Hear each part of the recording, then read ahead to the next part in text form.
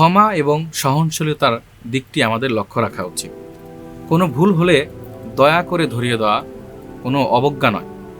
দাম্পত্য জীবনে ভুল ত্রুটির মধ্যেও ভালোবাসা যদি কেউ খুঁজে পায়, তাহলে সেই জীবনটা অনেক সুখময় হয় এবং বরকতময় হয়। তাই আমাদের উচিত একে অপরের মধ্যে যদি কোনো ভুল বোঝাবুঝি হয়, তাহলে সেটি নিজেদের মধ্যে সমঝোতা করে একে অপরকে ক্ষমা করে দিয়ে সামনের পথ এগিয়ে চলা।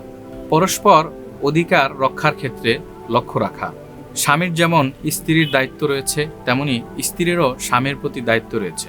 কোরআনে বলা হয়েছে, তাদের অর্থাৎ নারীদের যেমন অধিকার রয়েছে, তেমনি স্বামীদেরও তাদের উপর কর্তব্য রয়েছে। এবং একসাথে ইবাদত করা, নামাজ পড়া, কোরআন তেলাওয়াত করা, একসাথে দোয়া করা, এই কাজগুলি করলে আল্লাহ পাক রব্বুল আলামিন ওই দাম্পত্য জীবন সুখময় হয়, বরকতময় হয় এবং আল্লাহ পাক রব্বুল আলামিনের পক্ষ থেকে সাহায্য আসে। তাই আমাদের এই বিষয়গুলি অবশ্যই লক্ষ্য রাখা উচিত। আল্লাহ পাক রব্বুল আলামিন আমাদেরকে এই বিষয়গুলি লক্ষ্য রাখার তৌফিক দান করুন।